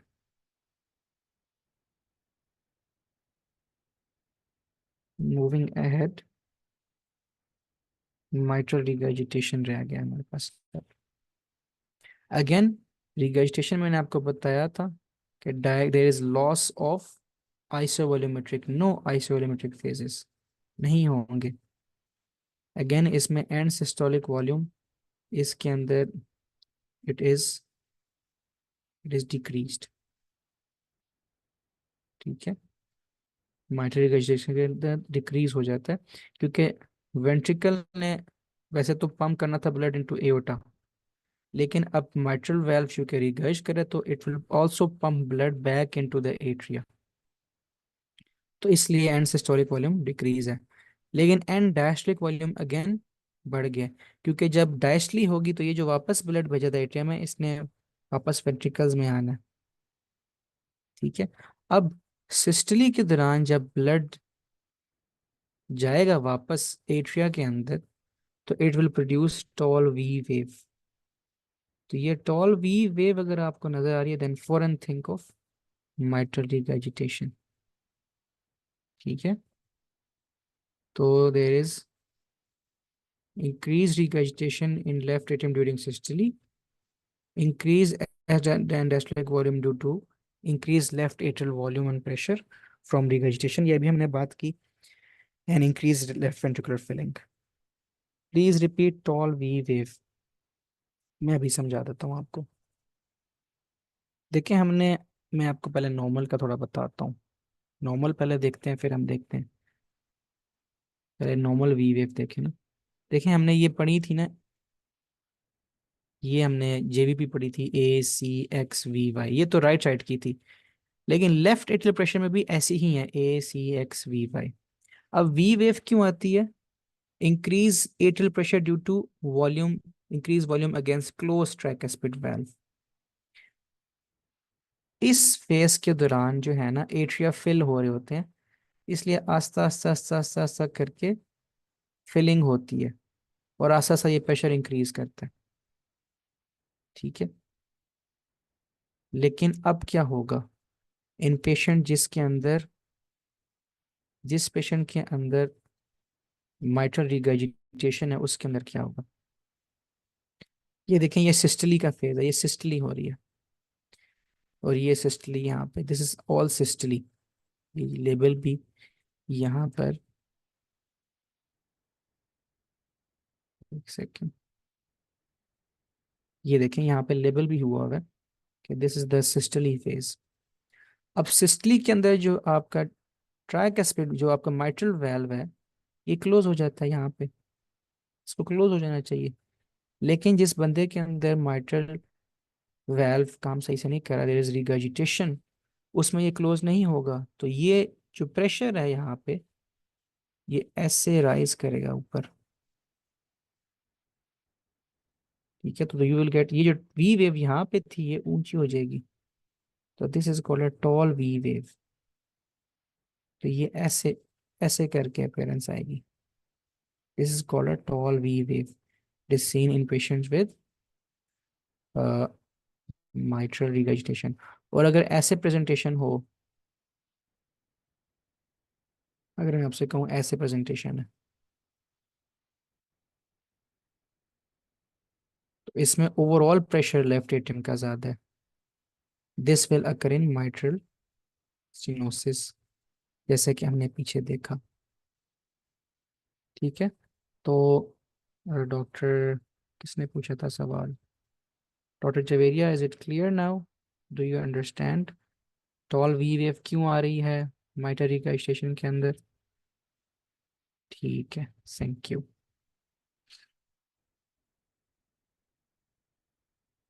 अब मैं आपको ना एक जनरल प्रिंसिपल बता देता हूँ कि जो सारे राइट साइडेड मर्मर्स हैं ना,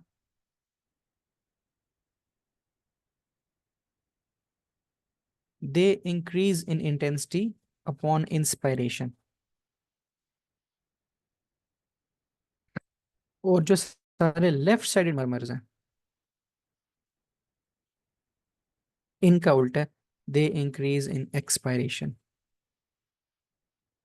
क्योंकि एक्सपायरेशन के दौरान लंग्स जो हैं वो कोलैप्स करते हैं, and they send all of the blood into the left atrium. उससे लेफ्ट साइड ऑफ द जो हार्ट है उस पर ज्यादा ब्लड आ जाता है। और राइट साइड मर्मर्स में इंस्पायरेशन में ज्यादा वीनस रिटर्न आता है, ज्यादा ब्लड आ जाता है राइट साइड पे। अब दो खास तरह के मर्मर्स हैं जिनका थोड़ा सा आपने रखना है, ये थोड़ा सा इनका उल्टा हिसाब है। एक मर्मर है माइट्रल वेल्व प्रोलैप्स, और एक मर्मर है हाइपरट्रोफिक कार्डियोमायोपैथी। ये जो है ना, अभी हमने इसको डिस्कस नहीं किया, ये हम हाइपरट्रोफिक कार्डियोमायोपैथी के टॉपिक में ही डिस्कस करेंगे। लेकिन इन दोनों के बारे में आपको बात पता हो कि इनकी जो इंटेंसिटी है ना, murmur intensity, it increases when, ये इंक्रीज हो जाती है when there is decreased preload. ठीक है। या दूसरे भाषा में कहें, when there is decreased end diastolic volume. ठीक है। And there intensity is decreased. Decrease कैसे होगी इंटेंसिटी? जब आप एंडास्टोलिक वॉल्यूम बढ़ा दें या प्रीलोड बढ़ा दें, या आप आफ्टर लोड बढ़ा दें, आफ्टर लोड बढ़ा दें, तो इससे इनकी इंटेंसिटी इंक्रीज हो जाती है। तो अब लास्ट पर हम जो हमारे एरियाज थे वो हम डिस्कस कर लेते हैं, एंड आज का जो हमारा ये टॉपिक था इसको हम वाइंड अप करते हैं। ये तो this is your aortic area. ये आपको नजर आ रहा है, जो राइट अपर स्टर्नल बॉर्डर। ठीक है, ये स्टर्नम के राइट साइड पर। और ये देखें, एओटिक स्टेनोसिस का murmur, it is read to the neck, क्योंकि यहाँ पे कैरोटिड्स होती हैं। ठीक है, तो यहाँ पे आपको क्या मिलेगा?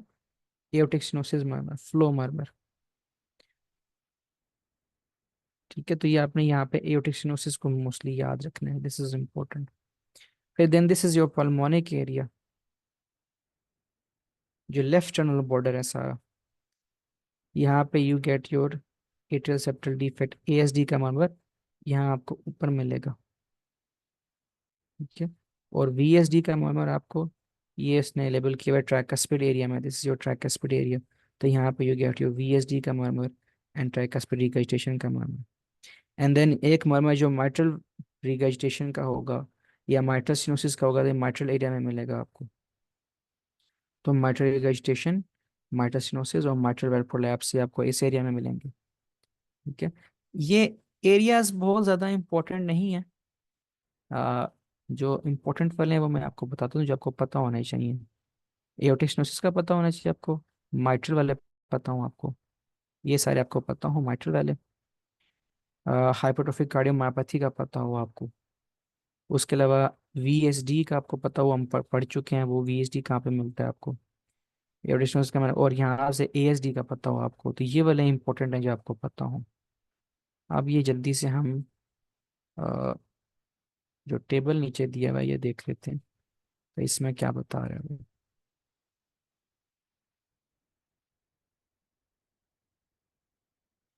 मैनूवर कर रहे हैं डिफरेंट और वो बता रहा है कि डिफरेंट मनूवर से मरमर पे क्या फर्क पड़ता है। तो सबसे पहले है स्टैंडिंग या वेलसेल्वा। देखें जब भी बंदा खड़ा होगा ना, बैठ के खड़ा होगा, उससे क्या होता है, या Valsalva. Valsalva is actually when you strain, ठीक है, या इन अदर वर्ड्स जब आप डेफिकेट करते हैं तो you push down your diaphragm, you push down your diaphragm and you strain. तो उस दौरान you increase the thoracic cavity pressure. तो इन स्टैंडिंग से भी वेलसेल्वा से भी, दोनों से आपका प्री लोड कम हो जाता है, your venous return it decreases. अब मैंने आपको बताया जब प्री लोड कम करें, अभी मैंने आपको बताया, तो कौन से मेंबर इंक्रीज कर जाएंगे, हाइपरट्रोफिक कार्डियोमायोपैथी का मोमोज दैट इंक्रीज और माइट्रल वेल प्रोलैप्स, क्योंकि आपने प्री लोड कम कर दिया तो दोनों का मर्मर जो है वो बढ़ जाएगा। And murmurs that decrease with manoeuvre, जो आपके ज्यादातर राइट साइड के मर्मर होंगे, दैट दोज विल डिक्रीज। ठीक है, लेकिन यहाँ पे आपको इन दो का, मैं आपको यहाँ पे हाईलाइट कर देता हूँ, इनका आपको खास तौर पे पता हो रिलेशनशिप, वेलसलवा करने से क्या फर्क पड़ेगा इन पे। ठीक है, फिर पैसिव लेग रेज, टांगे उठाएं आपकी। आपको पता है ना, जब कोई बंदा बेहोश हो जाए तो फौरन से उसको लेटा के उसकी यू ले raise the legs and you raise the limbs. उससे क्या होता है, प्रीलोड बढ़ जाता है, वीनस रिटर्न बढ़ जाता है। अब प्रीलोड वीनस रिटर्न जब आप बढ़ाएंगे तो ये जो मर्मर्स जो इंक्रीज हो रहे थे इंटेंसिटी में, कम करने से ये अब डिक्रीज हो जाएंगे दोनों, दे विल डिक्रीज। ठीक है, एंड जो आपके राइट साइड के मर्मर्स होंगे, दे विल इंक्रीज इन इंटेंसिटी। ठीक है, फिर स्क्वाटिंग। स्क्वाटिंग, मैंने आपको तस्वीर शेयर की थी स्क्वाटिंग की, मैं आपको दोबारा भी शेयर कर देता हूँ।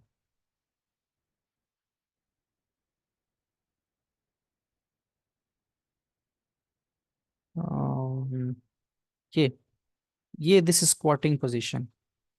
स्क्वाटिंग पोजीशन में जो आपकी लिम्स की आर्टरीज हैं, they get compressed and your afterload increases.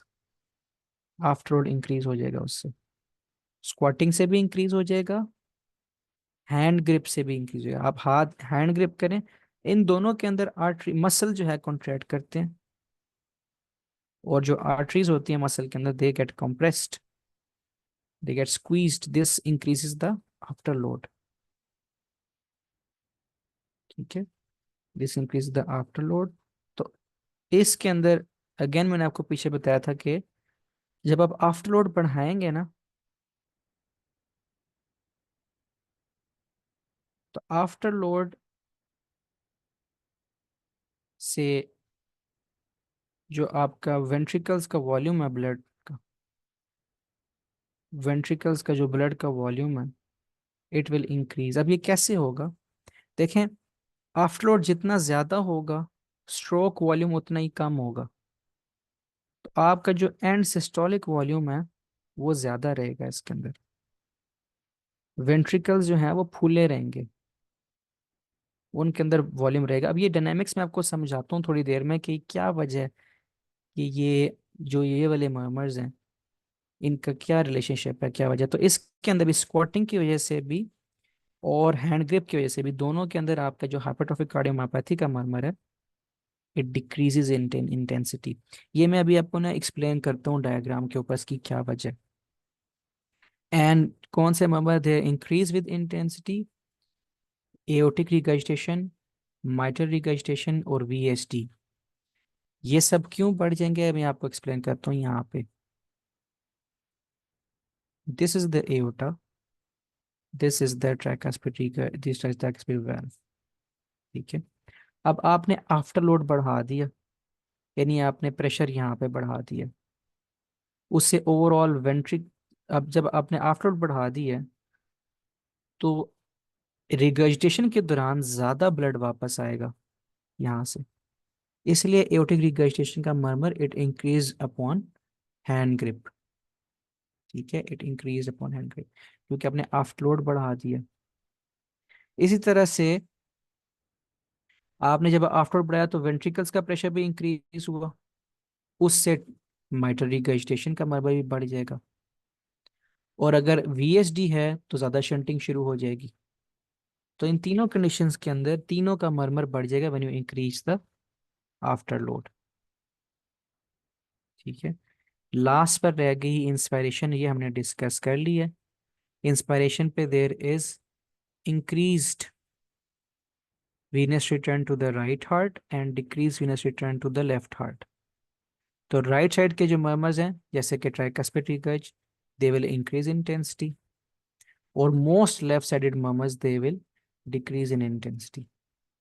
अब मैं आपको थोड़ा सा बता देता हूँ कि ये हाइपरट्रोफिक कार्डियोमायोपैथी का क्या मसला है, कि इसमें ये चेंजेस क्यों आ रही हैं इसके अंदर। तो उसके लिए मैं आपके साथ शेयर करता हूँ द द डायग्राम।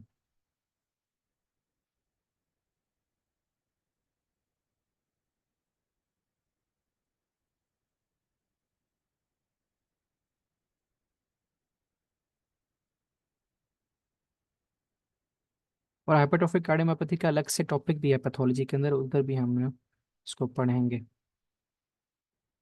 और ये पिक्चर्स में जो आपको भेज रहा हूँ, आप इसका फोल्डर बनाएं, इनको सेव करें कि काम आएंगी।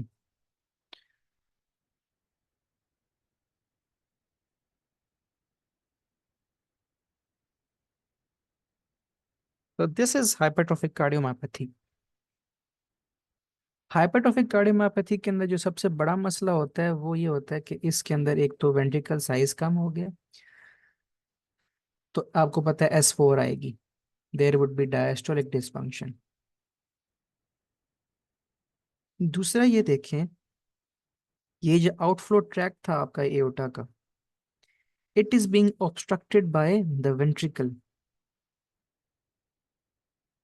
ये वेंट्रिकल इसमें फुल एनलार्ज हुआ हुआ है। ठीक है। अब अगर मैं ऐसे करूं कि मैं इस हार्ट का वीनस रिटर्न बढ़ा दूं, अगर मैं वीनस रिटर्न बढ़ा दूं लेफ्ट साइड हार्ट का, तो उससे बेसिकली यहाँ पे ज़्यादा ब्लड आएगा। जब ज़्यादा ब्लड आएगा तो it will sort of push the septum. आप इस रेड को कंसिडर करें कि ये वेंट्रिकल कैविटी वाला रेड है। एक मिनट,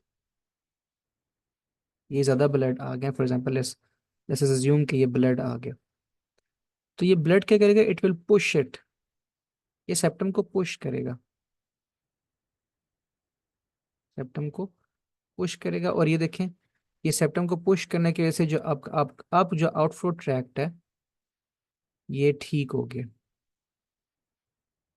आराम से ब्लड फ्लो करेगा। तो वो फैक्टर्स जो वेंट्रिकल के अंदर वॉल्यूम जो है ब्लड का इंक्रीज कर दें, वो कौन से फैक्टर्स हैं, वो फैक्टर्स हम अभी डिस्कस करके आए हैं। वो फैक्टर्स हैं increase venous return, increase pre load, या फिर increased after load. After load भी जब ज़्यादा होगा ना, तो यहाँ पे स्ट्रोक वॉल्यूम उससे कम हो जाएगा, तो प्रेशर जो है वेंट्रिकल में ज़्यादा रहेगा। तो ये जो जो आउटफ्लो ट्रैक ऑब्स्ट्रक्शन हो रही थी, उसकी वजह से HCM का मरमर आ रहा था, वो अब नहीं आएगा। और अगर हम इन तीनों को उलट कर दें, तो ये जो वॉल्यूम था ये कम हो जाएगा, और वो ऑब्स्ट्रक्शन जो है वो वापस आ जाएगी, तो जो मरमर की इंटेंसिटी है वो इंक्रीज हो जाएगी। तो ये बेसिकली मैकेनिज्म है of the murmur produced in hypertrophic cardiomyopathy. यही वजह है कि हम इन पेशेंट्स के अंदर, हाइपरट्रोफिक ऑब्स्ट्रक्टिव कार्डियोमायोपैथी पेशेंट के अंदर देते हैं बीटा ब्लॉकर्स। बीटा ब्लॉकर्स देने से ये होता है कि heart spends more time in diastole. Diastole में हार्ट ज़्यादा टाइम लगेगा, उससे क्या होगा, एंड डायस्टलिक वॉल्यूम बढ़ जाएगा। और ये यहाँ पे जब ज़्यादा हो जाएगा तो ये it will B move this way, और आउटफ्लो ट्रैक जो है वो ओपन हो जाएगा। ठीक है। तो this was all about today's lesson. आप में से किसी का कोई सवाल है तो यू कैन आस्क।